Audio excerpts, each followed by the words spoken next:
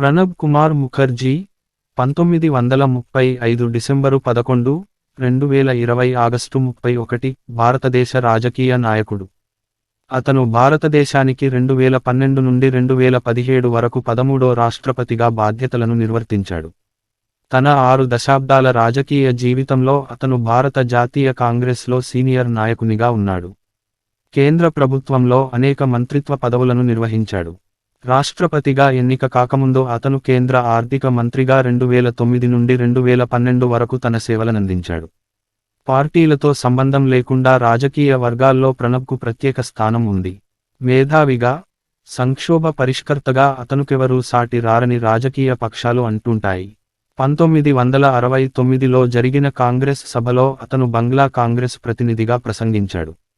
ఆ ప్రసంగం విన్న అప్పటి ప్రధాని ఇందిరాగాంధీ ముగ్ధురాలైపోయింది. అతని తండ్రి స్వాతంత్ర్య సమరయోధుడని, కాంగ్రెస్ పార్టీలో అనేక హోదాల్లో పనిచేశాడని తెలుసుకున్న ఆమె 1 ఏడాది ముగిసే లోపే అతనికి కాంగ్రెస్ తరఫున రాజ్యసభ సభ్యుడయ్యే అవకాశం కల్పించింది. ఇందిరాగాంధీకి అత్యంత విశ్వసనీయమైన వ్యక్తులలో ఒకడైనందున అతను 1973లో కేంద్ర ప్రభుత్వంలో స్థానం పొందాడు. 1976 నుండి 77లో వివాదాస్పదమైన అంతర్గత అత్యవసర పరిస్థితిలో జరిగిన దురాగతాల విషయంలో కాంగ్రెస్ పార్టీలోను మిగతా కాంగ్రెసు నాయకుల వలెనే అతను కూడా విమర్శలు ఎదుర్కొన్నాడు. అనేక మంత్రి స్థాయి పదవులు నిర్వర్తించిన ముఖర్జీ సేవలు 1982 నుండి 84లో తొలిసారిగా ఆర్థిక మంత్రిగా పనిచేయడంతో ముగిశాయి. 1980 నుండి 85లో రాజ్యసభ నాయకునిగా పనిచేశాడు. 1973లో కేంద్ర కేబినెట్లో అడుగుపెట్టిన ప్రణబ్ నెహ్రూ కుటుంబంలోని 3 తరాల నేతలకు సన్నిహితుడు. ఇందిరాగాంధీ హయాంలో ఓ వెలుగు వెలిగినా రాజీవ్ గాంధీ హయాంలో కొద్దికాలం పార్టీకి దూరమయ్యాడు. 1984లో ఇందిరాగాంధీ హత్య తరువాత భారత ప్రధానిగా ఏ మాత్రం రాజకీయ అనుభవం లేని రాజీవ్ గాంధీని సూచించడం సరికాదని భావించాడు. ప్రధానమంత్రి పదవి పోరాటంలో ముఖర్జీ ఓడిపోయాడు. రాష్ట్రీయ సమాజ్వాదీ కాంగ్రెస్ పేరిట సొంత పార్టీ పెట్టుకున్నాడు. 1989లో తిరిగి రాజీవ్ గాంధీతో రాజీ కుదరడంతో తన పార్టీని కాంగ్రెస్లో విలీనం చేశాడు. 1991లో రాజీవ్ గాంధీ హత్య జరిగిన తరువాత అనూహ్య రాజకీయ పరిణామాలతో పి.వి. నరసింహారావు ప్రధాని కావడంతోనే ప్రణబ్కు పూర్వ వైభవం వచ్చింది. 1991లో ప్రణాళికా సంఘం డిప్యూటీ చైర్మన్గా ప్రణబ్ను నియమించిన పి.వి. నరసింహారావు 1995లో విదేశీ వ్యవహారాల శాఖను కట్టబెట్టాడు. అంతకు ముందు పరిశ్రమల శాఖ మంత్రిగా పనిచేసిన ప్రణబ్ అప్పటి నుంచి కేబినెట్లోని అన్ని కీలక శాఖల్లో సమర్థవంతంగా పనిచేశాడు. సోనియా రాజకీయ రంగప్రవేశానికి సంబంధించిన ప్రకటన వెలువడగానే ఆమె విదేశీయత గురించి కొందరు వేలెత్తి చూపగా ప్రణబ్ మాత్రం సోనియాకు అండగా నిలిచాడు. కాంగ్రెస్ సీనియర్ నాయకునిగా అతను 1998లో సోనియా గాంధీ పార్టీ అధ్యక్షురాలిగా కావడానికి ప్రధాన పాత్ర పోషించాడు. అందుకే 2004లో కాంగ్రెస్ పార్టీ నేతృత్వం వహిస్తున్న యునైటెడ్ ప్రోగ్రెసివ్ అలయన్స్ కూటమి అధికారంలోకి రాగానే అతను మొదటిసారి లోక్ సభకు ఎన్నికైనాడు. ప్రభుత్వంలో కీలకమైన రక్షణ శాఖకు మంత్రిగా సేవలనందించాడు. అప్పటి నుండి అతను 2012లో తాను రాజీనామా చేసే వరకు మన్మోహన్ సింగ్ ప్రభుత్వంలో 2వ స్థానంలో ఉన్నాడు. అతను అనేక కీలకమైన కేబినెట్ మంత్రిత్వ పదవులను చేపట్టాడు. రక్షణ శాఖ మంత్రి 2004 నుండి 06, విదేశీ వ్యవహారాల మంత్రి 2006 నుండి 09, ఆర్థిక మంత్రి 2009 నుండి 12గా తన సేవలనందించాడు. అతను లోక్ సభకు నాయకునిగా కూడా పనిచేశాడు. జూలై 2012న యునైటెడ్ ప్రోగ్రెసివ్ అలయన్స్ (UPA) అతనిని రాష్ట్రపతి అభ్యర్థిగా ప్రకటించింది. అతను రాష్ట్రపతి ఎన్నికలలో 70% ఎలక్టోరల్ కాలేజీ ఓట్లను పొంది ప్రత్యర్థి పి.ఏ. సంగ్మాను ఓడించాడు. 2017లో ముఖర్జీ రాష్ట్రపతి ఎన్నికలలో మరలా పోటీ చేయకూడదని నిర్ణయించుకున్నాడు. వయసు పైబడినందున ఆరోగ్య సమస్యల రీత్యా రాజకీయాల నుండి పదవీ విరమణ చేయాలని భావించాడు. అతని రాష్ట్రపతి పదవీ కాలం 2017 జూలై 25న ముగిసింది. అతని తరువాత రాష్ట్రపతిగా రామ్నాథ్ కోవింద్ ఎన్నికయ్యాడు. ప్రణబ్ ముఖర్జీ డిసెంబరు 11, 1935న పశ్చిమ బెంగాల్లోని బిర్భూం జిల్లా మిరాటీ గ్రామంలో బెంగాలీ కులీన బ్రాహ్మణ కుటుంబంలో జన్మించాడు. అతని తండ్రి కమద కింకర ముఖర్జీ భారత స్వాతంత్ర్యోద్యమంలో క్రియాశీల సభ్యుడు. అతని తండ్రి 1952 నుండి 1964 వరకు పశ్చిమ బెంగాల్ లెజిస్లేటివ్ కౌన్సిల్లో భారత జాతీయ కాంగ్రెస్ తరపున సభ్యునిగా సి సభ్యునిగా ఉన్నాడు. అతని తల్లి రాజ్యలక్ష్మి ముఖర్జీ అప్పటి కాలంలో కలకత్తా విశ్వవిద్యాలయానికి అనుబంధంగా ఉన్న సూరి, బిర్భూమ్ లోని సూరి విద్యాసాగర్ కళాశాలలో చదివాడు. తరువాత రాజనీతి శాస్త్రం, చరిత్రలో M.A. చేశాడు. కలకత్తా విశ్వవిద్యాలయం నుండి LL.B. డిగ్రీని పొందాడు. అతను 1963లో కలకత్తాలోని డిప్యూటీ అకౌంటెంట్ జనరల్ తపాలా, టెలిగ్రాఫ్ కార్యాలయంలో అప్పర్ డివిజనల్ క్లర్క్ U.D.C. ఉద్యోగంలో చేరాడు. తరువాత విద్యానగర్ కళాశాలలో రాజనీతి శాస్త్రం బోధించే అధ్యాపకునిగా విధులను నిర్వర్తించాడు. అతను రాజకీయాలలోనికి రాకపూర్వం దేశర్దక్ పత్రికకు జర్నలిస్టుగా ఉండేవాడు. ప్రారంభ రాజకీయ జీవితం 1969లో మిడ్నాపూర్ ఉప ఎన్నికకు సంబంధించిన రాజకీయ ప్రచారంలో భాగంగా స్వతంత్ర అభ్యర్థి వి.కె. కృష్ణ మేనన్కు ప్రచార బాధ్యతలు చేపట్టడం ద్వారా అతని రాజకీయ జీవితం ప్రారంభమైంది. అప్పటి ప్రధాని ఇందిరాగాంధీ అతని ప్రతిభను గుర్తించి భారత జాతీయ కాంగ్రెస్ పార్టీలో స్థానం కల్పించింది. అతను 1969లో భారత పార్లమెంటులో రాజ్యసభకు ఎన్నికయ్యాడు. ఆ తర్వాత 1975, 1981, 1993, 1999లలోనూ రాజ్యసభకు ఎన్నికవుతూ వచ్చాడు. గాంధీ కుటుంబ విధేయునిగా అతను తనకు తాను అన్ని ఋతువులలో మనిషిగా అభివర్ణించుకున్నాడు. 1973లో తొలిసారిగా ఇందిరా గాంధీ కేబినెట్లో పరిశ్రమల అభివృద్ధి శాఖకు కేంద్ర ఉప మంత్రిగా బాధ్యతలు చేపట్టడం ద్వారా అతని రాజకీయ జీవితం వేగంగా ఎదిగింది. 1975 నుండి 77లలో వివాదాస్పద అంతర్గత అత్యవసర పరిస్థితి వచ్చినప్పుడు అతను కేబినెట్లో క్రియాశీలకంగా ఉన్నాడు. సాంప్రదాయిక పరిపాలన నియమాలు, నిబంధనలను ఉల్లంఘించినందున అప్పటి అధికారంలో ఉన్న కాంగ్రెస్ రాజకీయ నాయకులతో పాటు ముఖర్జీ కూడా ఆరోపణలు ఎదుర్కొన్నాడు. తరువాత జరిగిన 1977 సార్వత్రిక ఎన్నికలలో కాంగ్రెస్ పార్టీ ఓడిపోయింది. కొత్తగా ఏర్పడిన జనతా ప్రభుత్వం ముఖర్జీపై నేరారోపణ చేస్తూ షా కమిషన్ను నియమించింది. అయితే 1979లో ఆ కమిషనే తన అధికార పరిధిని అతిక్రమించిందని ఆరోపణలు ఎదుర్కొంది. తనపై వచ్చిన ఆరోపణల నుంచి ముఖర్జీ సురక్షితంగా బయటపడ్డాడు. తరువాత 1982 నుండి 1984 మధ్య ఆర్థిక మంత్రిగా తన సేవలనందించాడు. ప్రభుత్వ ఆర్థిక వ్యవస్థను మెరుగుపరచడంలో అతని పనికి మంచి గుర్తింపు వచ్చింది. ఇది భారతదేశానికి అంతర్జాతీయ ద్రవ్యనిధి IMF మొదటి రుణం చివరి వాయిదా సొమ్ము రావడానికి దోహదపడింది. ఒక ఆర్థిక మంత్రిగా అతను భారతీయ రిజర్వ్ బ్యాంక్ గవర్నరుగా మన్మోహన్ సింగ్ను నియమించే పత్రంపై సంతకం చేశాడు. 1979లో రాజ్యసభలో కాంగ్రెస్ పార్టీ డిప్యూటీ నాయకునిగా ఉన్నాడు. 1980లో సభా నాయకుడిగా ఎన్నికై బాధ్యతలు చేపట్టాడు. ప్రణబ్ ముఖర్జీ అగ్రశ్రేణి క్యాబినెట్ మంత్రిగా పరిగణింపబడ్డాడు. అతను ప్రధాన మంత్రి లేని సమయంలో కేబినెట్ సమావేశాలకు అధ్యక్షత వహించే స్థాయికి ఎదిగాడు.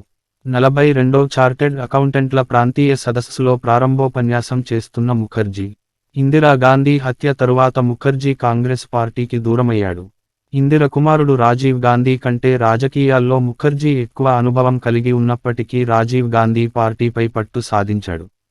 ముఖర్జీ క్యాబినెట్లో తన స్థానాన్ని కోల్పోయాడు. పశ్చిమ బెంగాల్ ప్రదేశ్ కాంగ్రెస్ కమిటీని నిర్వహించడానికి పంపబడ్డాడు. తనను తాను ఇందిరాగాంధీ వారసుడిగా భావించాడు.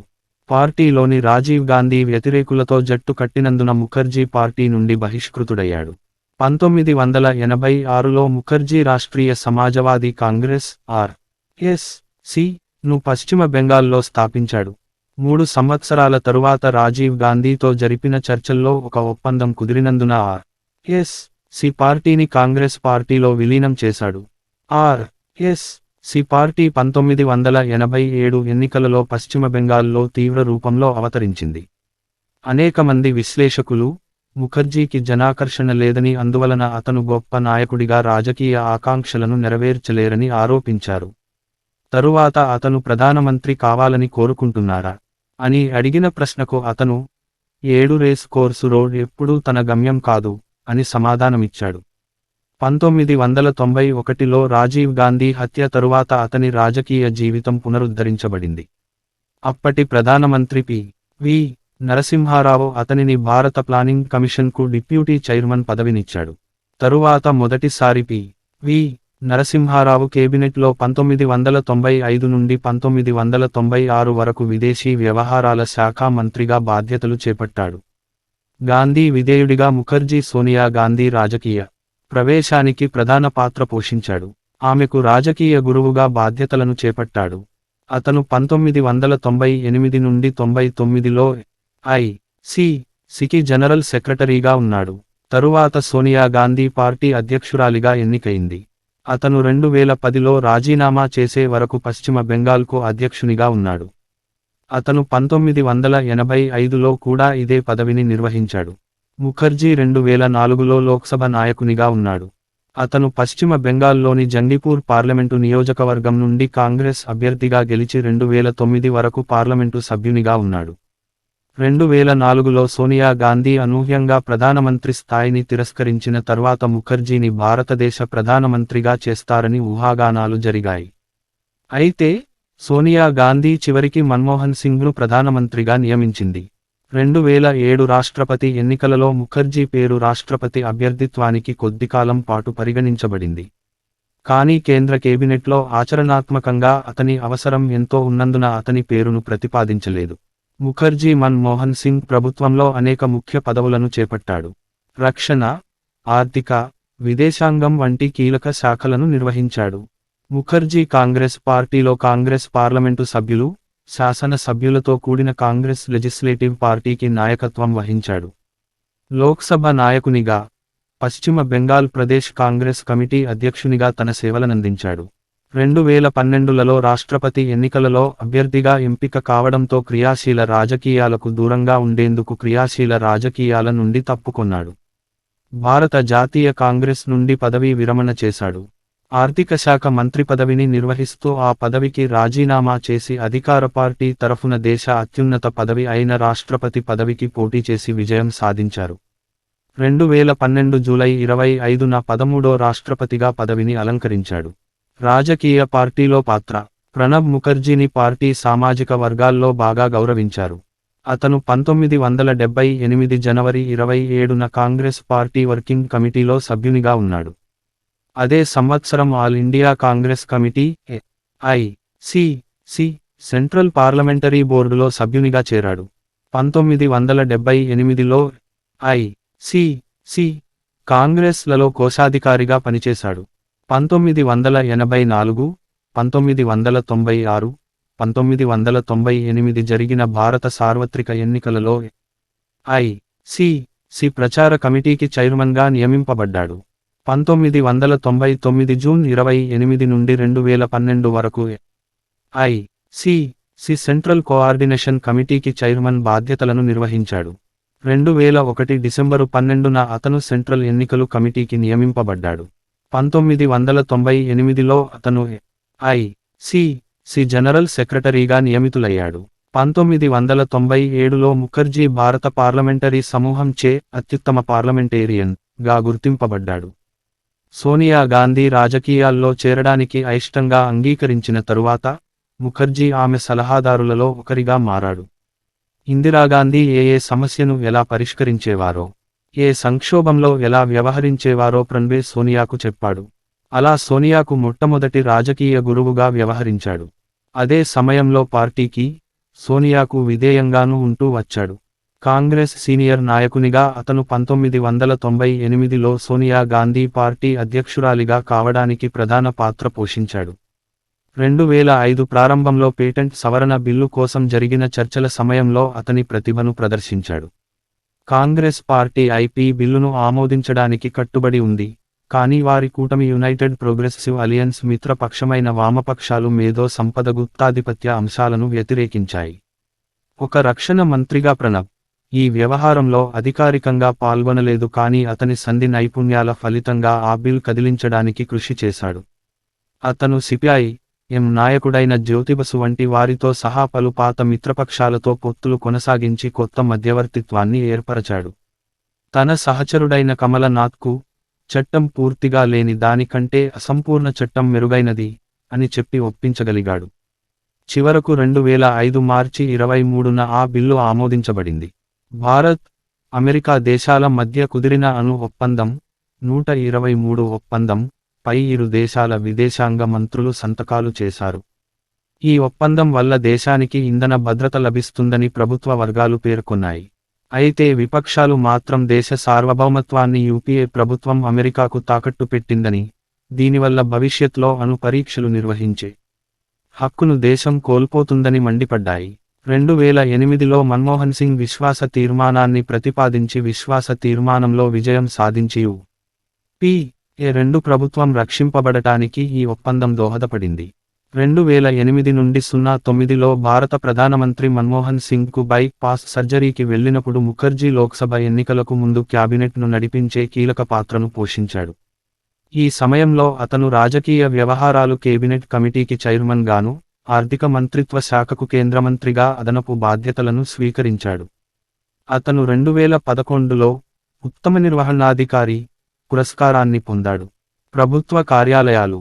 రక్షణ మంత్రి 2004లో న్యూఢిల్లీలోని సౌత్ బ్లాక్ భవనంలో డిఫెన్స్ సెక్రటరీ డొనాల్డ్ హెచ్. రమ్స్ఫెల్డ్ వెంట ఉన్న ముఖర్జీ 2004లో కాంగ్రెస్ ప్రభుత్వం అధికారంలోకి వచ్చిన తరువాత మన్మోహన్ సింగ్ ప్రభుత్వం ముఖర్జీని రక్షణ మంత్రిగా నియమించింది. అతను 2006 వరకు ఈ శాఖ బాధ్యతలను చేపట్టాడు. అతను తన పదవీకాలంలో యునైటెడ్ స్టేట్స్తో సహకారాన్ని విస్తరించాడు. 2005 జూన్లో ముఖర్జీ 10 సంవత్సరాల ఇండో-యుఎస్ డిఫెన్స్ ఫ్రేమ్వర్క్ ఒప్పందంపై సంతకం చేశాడు. యునైటెడ్ స్టేట్స్తో సహకారం పెరుగుతున్నప్పటికీ, రష్యా భారతదేశ అగ్రశ్రేణి రక్షణ భాగస్వామిగా ఉండే విధంగా ముఖర్జీ సంబంధాలను కొనసాగించాడు.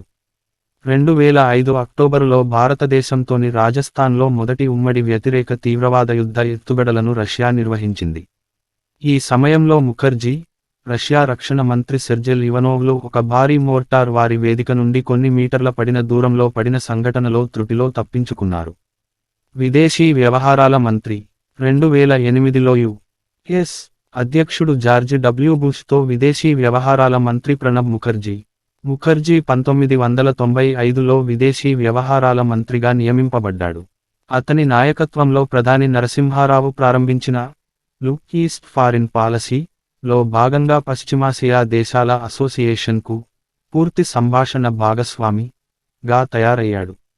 1996లో అతను ఈ స్థానాన్ని విడిచిపెట్టాడు. 2006లో ముఖర్జీ రెండవసారి ఈ పదవిని చేపట్టాడు. అతను అమెరికా సంయుక్త రాష్ట్రాల ప్రభుత్వంలో US. India civil nuclear agreement పై సంతకం చేశాడు. 2006 ఆగస్టులో మన్మోహన్ సింగ్ మాట్లాడుతూ, ఈ ఒప్పందం పూర్తి స్థాయి పౌర అణు సహకారానికి, అంటే అణు ఇంధనం, అణు రియాక్టర్ల నుంచి ఉపయోగించిన ఇంధన రీప్రాసెస్ వరకు అంటే పూర్తి స్థాయి అణు ఇంధన చక్రంలోని అన్ని అంశాలకు సంబంధించి హామీ కల్పిస్తుందని పార్లమెంటుకు హామీ ఇచ్చాడు. అయితే వాస్తవానికి అటువంటి పూర్తి స్థాయి అణు సహకారానికి హామీ ఏమీ ఇవ్వలేదని సంతకాలు జరిగిన 123 ఒప్పందం ద్వారా స్పష్టమైంది. దానికి బదులుగా పూర్తి స్థాయి అంతర్జాతీయ రక్షణలు ఉన్నప్పటికీ అణు సరఫరాదారుల గ్రూపుతో కలిసి అమెరికా ఎన్రిచ్మెంట్, రీప్రాసెసింగ్ పరిజ్ఞానానికి సంబంధించిన సాంకేతికతను భారత్కు ఎగుమతి చేయడాన్ని నిషేధించింది. సాంకేతిక పరిజ్ఞానం నిరాకరణ ఇలానే కొనసాగుతోంది. రక్షణ సహకార ఒప్పందం కింద కూడా సున్నితమైన అత్యున్నత సాంకేతిక పరిజ్ఞానంపై ఆంక్షలు తొలగింపచేయడంలో భారత్ విఫలమైంది. 2008 ముంబై దాడుల తరువాత పాకిస్తాన్పై ప్రపంచ అభిప్రాయాన్ని సమీకరించడంలో కీలక పాత్ర పోషించాడు. వాణిజ్య మంత్రి ముఖర్జీ 3 సార్లు భారత వాణిజ్య మంత్రిగా ఉన్నాడు. మొదటిసారి ఇందిరాగాంధీ ప్రభుత్వంలో 1980 నుండి 82 మధ్య కాలంలో, 1984లో రెండవసారి ఈ బాధ్యతలను చేపట్టాడు. 1990లో మూడవసారి ఈ పదవిని చేపట్టాడు. ప్రపంచ వాణిజ్య సంస్థ స్థాపనకు దారితీసిన చర్చలకు అతను గణనీయంగా దోహదపడ్డాడు. ఆర్థిక మంత్రి 2011లో వాషింగ్టన్ డి.సి.లో అమెరికా సెక్రటరీ హిల్లరీ క్లింటన్తో ప్రణబ్ ముఖర్జీ 1982లో ఇందిరాగాంధీ ప్రభుత్వంలో భారత ఆర్థిక మంత్రిగా మొదటిసారి పనిచేశాడు. అతను 1982 నుండి 83లో మొదటి వార్షిక బడ్జెట్ను ప్రవేశపెట్టాడు. ప్రభుత్వానికి ఆర్థిక సహాయాన్ని మెరుగుపరుచుకోవటానికి, భారతదేశ మొట్టమొదటి అంతర్జాతీయ ద్రవ్యనిధి అందిస్తున్న రుణం చివరి విడతకు విజయవంతంగా తిరిగి రాబట్టడానికి అతను కృషి చేశాడు. అతను 1982లో భారతీయ రిజర్వ్ బ్యాంక్ గవర్నర్గా మన్మోహన్ సింగ్ నియామక పత్రంపై సంతకం చేశాడు. అంబానీ, వాడియా పారిశ్రామిక కలహాలలో తను ప్రోత్సాహం ఉన్నట్లు ఆరోపింపబడ్డాడు. భారతీయ ఆర్థిక వ్యవస్థకు మొట్టమొదట సంస్కర్తగా ప్రణబ్ ముఖర్జీ గుర్తింపు పొందాడు. 1980లలో అతను పి.వి. నరసింహారావు, మన్మోహన్ సింగ్ ఆధ్వర్యంలో ముఖర్జీ అప్పటి పారిశ్రామిక మంత్రి చరణ్జిత్ చనానాతో కలిసి సరళీకృత విధానాలను ప్రారంభించినట్లు ఇండియా టుడే పత్రిక ప్రచురించింది. వామపక్ష పత్రిక ముఖర్జీ ధూమపానం నుండి సోషలిజం పెరగలేదు అని వ్యాఖ్యానించింది. 1984లో రాజీవ్ గాంధీచే ముఖర్జీ ఆర్థిక మంత్రిత్వశాఖ నుండి తొలగించబడ్డాడు. భారతదేశాన్ని పాలించడానికి తన సొంత బృందాన్ని తీసుకురావాలని రాజీవ్ గాంధీ కోరుకున్నాడు. ప్రపంచంలో అత్యుత్తమ ఆర్థిక మంత్రిగా యూరోమనీ మ్యాగజైన్ చేసిన సర్వేలో గుర్తించబడినప్పటికీ అతనిని పదవి నుండి తొలగించారు. పి.వి. నరసింహారావు ప్రధానమంత్రిగా ఉన్న కాలంలో ముఖర్జీ మరలా ఆర్థిక మంత్రిత్వ శాఖ బాధ్యతలను చేపట్టాడు. అతడు ప్లానింగ్ కమిషనుకు డిప్యూటీ చైర్మన్గా నియమింపబడ్డాడు. భారతదేశ ప్రధానమంత్రి భారత ప్రణాళికా సంఘానికి ఎక్స్ అఫీషియో చైర్పర్సన్గా ఉంటాడు కాబట్టి డిప్యూటీ చైర్పర్సన్ స్థానం గొప్ప ప్రాముఖ్యతను కలిగి ఉంటుంది. 1991 నుండి 96 మధ్య అతని పదవీ కాలంలో ఆర్థిక మంత్రిగా డాక్టర్ మన్మోహన్ సింగ్ అనేక ఆర్థిక సంస్కరణలను లైసెన్సు రాజ్ వ్యవస్థ ముగిసే వరకు చేశాడు. ఇది భారతీయ ఆర్థిక వ్యవస్థను బహిరంగపరచడానికి దోహదపడింది. 2009లో న్యూఢిల్లీలో జరిగిన భారత ఆర్థిక సమ్మేళన్లో ఆర్థిక మంత్రి ప్రణబ్ ముఖర్జీ 2009లో ముఖర్జీ మరలా ఆర్థిక మంత్రిగా పదవీ బాధ్యతలు చేపట్టాడు. అతను 2009, 2010, 2011ల వార్షిక బడ్జెట్లను ప్రవేశపెట్టాడు. 2008 నుండి 09లో 6.5% నుండి 2010 నుండి 11 బడ్జెట్లో జీడీపీ అనుపాతంగా ప్రజా రుణాన్ని తగ్గించటానికి దేశం మొట్టమొదటి స్పష్టమైన లక్ష్యాన్ని చేర్చాడు. 2012 నుండి 13 ఆర్థిక సంవత్సరంలో జిడిపిలో బడ్జెట్ లోటు 4.1%కి తగ్గించాలని ముఖర్జీ లక్ష్యంగా పెట్టుకున్నాడు. ముఖర్జీ అనేక పన్ను సంస్కరణలను అమలు చేశాడు. అతను fringe benefits tax, commodities transaction ట్యాక్సులను రద్దు చేశాడు. అతను తన పదవీకాలంలో గూడ్స్ అండ్ సర్వీసెస్ పన్నును అమలు చేశాడు. ఈ సంస్కరణలు ప్రధాన కార్పొరేట్ అధికారులు, ఆర్థికవేత్తలచే ప్రశంసలు పొందాయి. ముఖర్జీచే పునరావృత్త పన్నుల పరిచయం జరిగింది, అయితే కొందరు ఆర్థికవేత్తలు దీనిని విమర్శించారు. భారత ఆర్థిక మంత్రి ప్రణబ్ ముఖర్జీ, ప్రపంచ బ్యాంకు అధ్యక్షుడు జిమ్ యంగ్ కిన్తో 2012లో న్యూఢిల్లీలోని ఆర్థిక మంత్రిత్వ శాఖ కార్యాలయంలో కలిసిన దృశ్యం. Mukherjee, Jawaharlal national urban renewal mission తో పాటు అనేక సామాజిక రంగ పథకాలు నిధులను విస్తరించాడు. అతను అక్షరాస్యత, ఆరోగ్య సంరక్షణ మెరుగుపరచడానికి బడ్జెట్ పెరుగుదలకు కూడా సహాయాన్నందించాడు. అతను నేషనల్ హైవే డెవలప్మెంటు ప్రోగ్రామ్ వంటి మౌలిక సదుపాయాల కార్యక్రమాలు విస్తరించాడు. తన పదవీకాలంలో విద్యుత్ కవరేజ్ కూడా విస్తరించింది. ప్రభుత్వ వ్యయంలో విస్తరణ తాత్కాలికమేనని ముఖర్జీ ప్రకటించాడు. 2010లో Mukherjee, finance minister of the year for Asia పురస్కారాన్ని ప్రపంచ బ్యాంకు, అంతర్జాతీయ ద్రవ్యనిధి దినపత్రిక, ఎమర్జింగ్ మార్కెట్స్ చే అందుకున్నాడు. తన ఇంధన ధరల సంస్కరణలు, ఆర్థిక పారదర్శకత, సంఘటిత వృద్ధి వ్యూహాల వల్ల అతను ముఖ్య వాటాదారులచే ప్రేరణ పొందాడు అని ప్రశంసించారు. అతనిని finance minister of the year గా ఆంగ్ల మాసపత్రిక ద బ్యాంకర్ గుర్తించింది. ఆర్థిక మంత్రిత్వ శాఖలో ముఖర్జీ చివరి సంవత్సరాలు విజయవంతం కాలేదు. ఇతర స్థానాలు: Barack Obama, Michelle Obama, Mohammad అన్సారీలతో ప్రణబ్ ముఖర్జీ. ముఖర్జీ కోల్కతాలోని ఇండియన్ స్టాటిస్టికల్ ఇన్స్టిట్యూట్కు చైర్మన్గా ఉన్నాడు. అతను రవీంద్ర భారతి విశ్వవిద్యాలయం, నిఖిల్ భారత్ బంగా సాహిత్య సమ్మేళన్లకు చైర్మన్, అధ్యక్ష బాధ్యతలను నిర్వహించాడు. అతను బంగియా సాహిత్య పరిషత్కు పూర్వపు ట్రస్టీ సభ్యునిగా ఉన్నాడు. ఆసియాటిక్ సొసైటీ ప్లానింగ్ బోర్డుకు తన సేవలనందించాడు. భారత రాష్ట్రపతి 2012 జూన్ 15న ముఖర్జీ అనేక రాజకీయ ఎత్తుగడల తరువాత యు.పి.ఏ తరపున రాష్ట్రపతి అభ్యర్థిగా నామినేట్ చేయబడ్డాడు. ఎన్నికల షెడ్యూల్ ప్రకారం రాష్ట్రపతి ఎన్నిక 2012 జూలై 19న జరగాలని ఫలితాలను 2012 జూలై 22న ప్రకటించాలని ఉంది. 81 మంది ఇతర సభ్యులు ఎన్నికలలో పోటీ చేస్తూ నామినేషన్లు వేశారు. కానీ నేషనల్ డెమోక్రటిక్ అలియన్స్ (NDA) ప్రతిపాదిత అభ్యర్థి P.A. సంగ్మా నామినేషన్ తప్ప మిగిలినవన్నీ తిరస్కరించబడ్డాయి. అతను జూన్ 28న నామినేషన్ వేయడం కోసం 2012 జూన్ 26న తన మంత్రి పదవికి రాజీనామా చేశాడు. ఎన్నికలలో అతను 7,13,763 ఓట్లను సాధించగా, సంగ్మాకు 3,15,987 ఓట్లు వచ్చాయి. ఫలితాలు అధికారికంగా వెలువడక ముందే అతను తన నివాసం బయట విజయం ప్రసంగం చేశాడు. ఆ ప్రసంగంలో, వేచి ఉన్న మీ అందరికీ నా కృతజ్ఞతా భావాన్ని వ్యక్తం చేయాలని అనుకుంటున్నాను. నా ఓట్ల సంఖ్య 7 లక్షలకు దాటింది. ఇంకా ఒక్క రాష్ట్రం మిగిలి ఉంది. తుది ఫలితం ఎన్నికల రిటర్నింగ్ అధికారి నుండి వెలువడవలసి ఉంది. ఈ అత్యున్నత పదవికి నన్ను ఎన్నుకొన్నందుకు భారత ప్రజలకు నేను కృతజ్ఞతలు తెలియజేసుకుంటున్నాను. ప్రజల ఉత్సుకత, స్నేహపూర్వక ప్రవర్తన గొప్పవి. నేను పార్లమెంటు నుండి, ఈ దేశ ప్రజల నుండి నేను ఇచ్చేదానికంటే చాలా ఎక్కువ ఫలితాన్ని పొందాను. దేశ అధ్యక్షుడిగా రాజ్యాంగాన్ని కాపాడటం, రక్షించడం నా బాధ్యత. ప్రజల నమ్మకాన్ని సమర్థించడానికి నేను కృషి చేస్తాను. రష్యా, చైనా, దక్షిణ ఆఫ్రికా, వియత్నాం, ఈజిప్టు నాయకులతో ముఖర్జీ 2015 మే 9న మాస్కో విక్టరీ దినం సందర్భంగా. ముఖర్జీ 2012 జూలై 25న అప్పటి భారత ప్రధాన న్యాయమూర్తిచే భారత 13వ రాష్ట్రపతిగా ప్రమాణ స్వీకారం చేశాడు. అతను ఈ పదవి నిర్వహించిన వారిలో బెంగాల్ రాష్ట్రానికి చెందిన మొదటి వ్యక్తి. కాంగ్రెస్ అధ్యక్షురాలు సోనియా గాంధీ, అప్పటి ప్రధాన మంత్రి మన్మోహన్ సింగ్లు అతనికి శుభాకాంక్షలు తెలిపారు. పూర్వపు కమ్యూనిస్టు నాయకుడు సోమనాథ్ చటర్జీ ముఖర్జీని, భారతదేశ ఉత్తమ పార్లమెంటేరియన్, రాజనీతిజ్ఞుడు గా కొనియాడి, ఉన్నత పదవిలో అత్యంత సామర్థ్యం ఉన్న వ్యక్తి వచ్చాడు అని తెలిపాడు.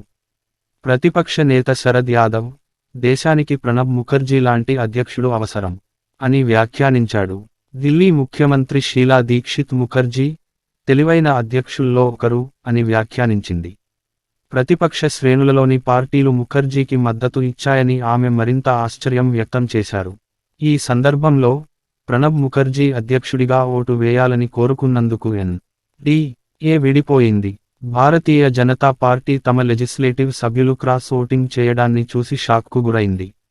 అయినప్పటికీ BJP అధ్యక్షుడు నితిన్ గడ్కరీ ముఖర్జీకి శుభాకాంక్షలు తెలిపాడు. నితిన్, భారతదేశపు కొత్త రాష్ట్రపతిగా ప్రణబ్ ముఖర్జీకి నేను నా హృదయపూర్వక అభినందనలు తెలియజేస్తున్నాను అని ప్రకటించాడు. గడ్కరీ, ఈ దేశం మరింత అభివృద్ధి, పురోగతి చెందుతుందని నేను ఖచ్చితంగా అనుకుంటున్నాను. నేను అతనికి విజయం, ఒక ప్రకాశవంతమైన భవిష్యత్తు కలగాలని కోరుకుంటున్నాను అని వ్యాఖ్యానించాడు. జీ న్యూస్ ఈ విధంగా వ్యాఖ్యానించింది. ప్రజా జీవితంలో 4 దశాబ్దాలు గడిచిన తరువాత, అధ్యక్షుడిగా ప్రణబ్ ముఖర్జీని యూపీఏ ఎంపిక చేసి ప్రకటించిన తరువాత ప్రతిపక్షానికి అతనికి వ్యతిరేకించేందుకు ఏ వాదనలు లేవు. అయినప్పటికీ కొన్ని అవినీతి కేసుల్లో అతను ఉన్నట్లు అన్నా బృందం కోలాహలం చేసింది. ఒకసారి సోనియా గాంధీ అతని పేరును ప్రతిపాదించిన తరువాత, అనేక మిత్రపక్షాలు, ప్రతిపక్షం ఒక వేదికపైకి వచ్చాయి. ఇక వామపక్షాల్లో కూడా రాష్ట్రపతి ఎన్నికలు చిచ్చుపెట్టాయి. వామపక్షాల్లో పెద్దన్న పాత్ర పోషించాలనే భావనలో ఉండే సిపిఎంకు సిపిఐ షాకిచ్చింది.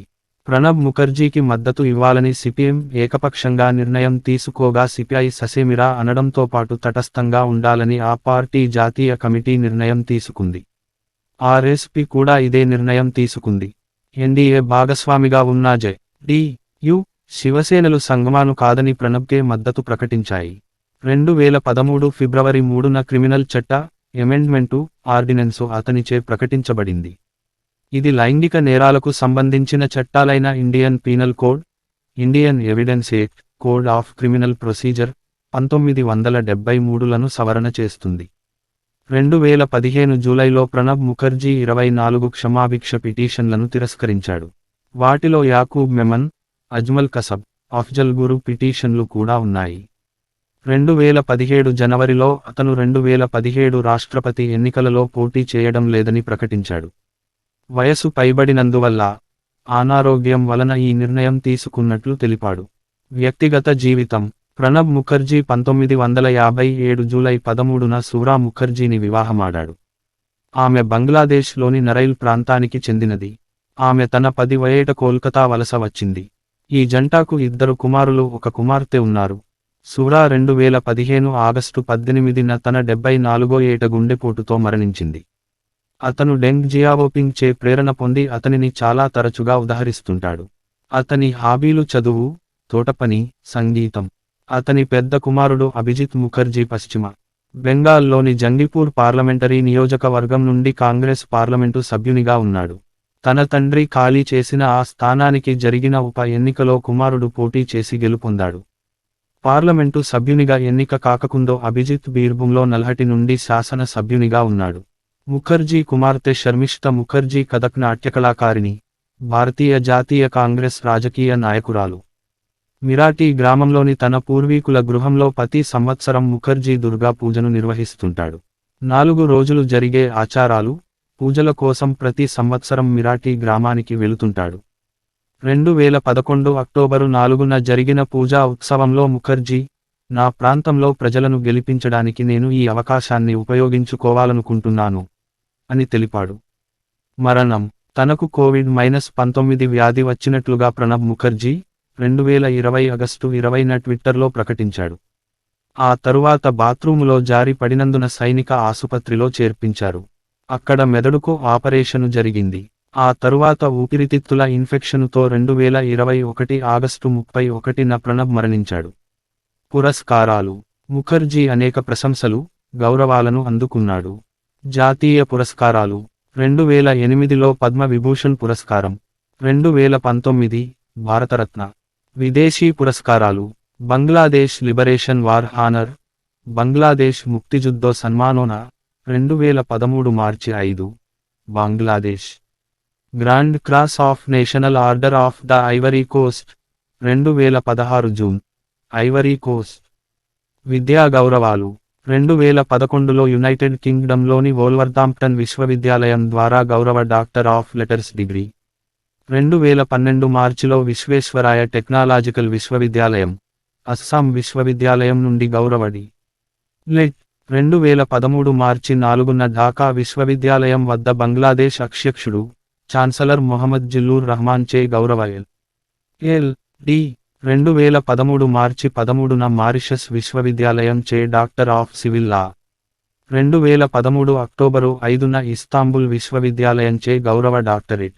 2014 నవంబరు 28న కలకత్తా విశ్వవిద్యాలయం చే గౌరవ డాక్టరేట్.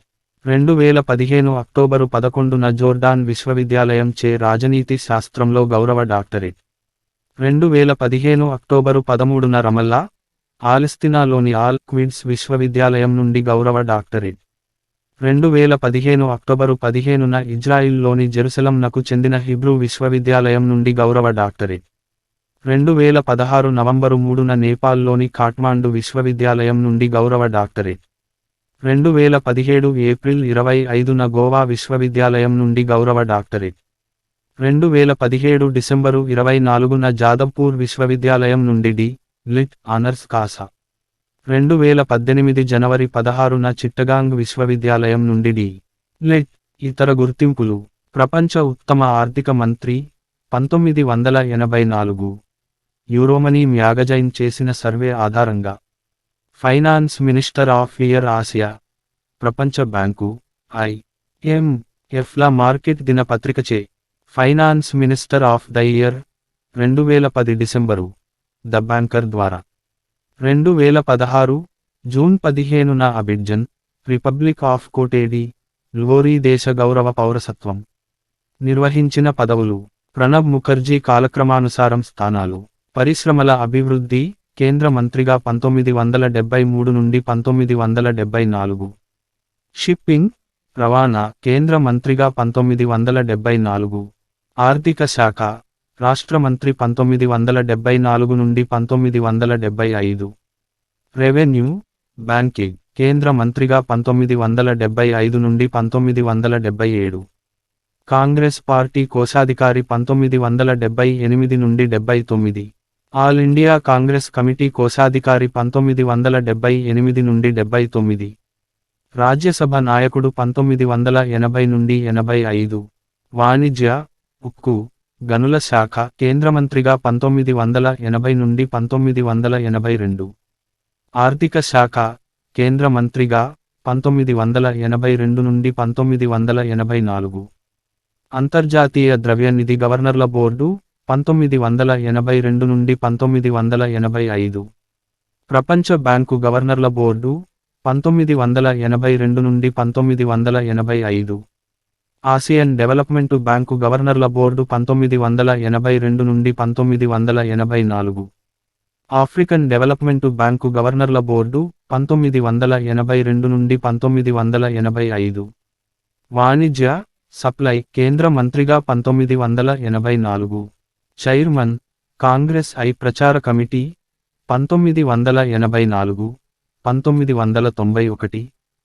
1996, 1998లలో పార్లమెంటు జాతీయ ఎన్నికలకు గ్రూపు ఆఫ్ 24కు చైర్మన్ IMF, ప్రపంచ బ్యాంకుకు సంబంధించిన మంత్రుల వర్గం 1984, 2009 నుండి 2012, కాంగ్రెస్ పార్టీ రాష్ట్ర విభాగానికి అధ్యక్షుడు 1985, 2000 నుండి 10, AICC ఎకానమీ అడ్వైజరీ సెల్కు చైర్మన్ 1987 నుండి 1989, డిప్యూటీ చైర్మన్ ప్లానింగ్ కమిషన్ 1991 నుండి 1996, వాణిజ్య శాఖ కేంద్ర మంత్రిగా 1993 నుండి 1995, విదేశీ వ్యవహారాల శాఖ కేంద్ర మంత్రిగా 1995 నుండి 1996, సార్క్ కౌన్సిల్ ఆఫ్ మినిస్టర్స్కు అధ్యక్షుడు 1995, AICC జనరల్ సెక్రటరీ 1998 నుండి 1999, సెంట్రల్ ఎన్నికలు కోఆర్డినేషన్ కమిటీకి చైర్మన్ 1999 నుండి 2012, లోక్ సభ నాయకునిగా 2004 నుండి 2012, రక్షణ శాఖ కేంద్ర మంత్రిగా 2004 నుండి 2006, విదేశీ వ్యవహారాల శాఖ కేంద్ర మంత్రిగా 2006 నుండి 2009, ఆర్థిక శాఖ కేంద్ర మంత్రిగా 2009 నుండి 2012, భారత రాష్ట్రపతిగా 2012 జూలై 25, 2017 జూలై 25, రచనలు mid term poll, beyond survival, emerging dimensions of Indian economy 1984, off the track 1987, saga of struggle and sacrifice 1992, challenges before the nation 1992, a centenary history of the Indian National Congress, volume V 1964, 1984, 2011, Congress and the making of the Indian nation 2011, thoughts and reflections 2014, the dramatic decade, the Indira Gandhi years 2014, selected speeches Pranab Mukherjee 2015, the turbulent years 1980, 1996, 2016, the coalition years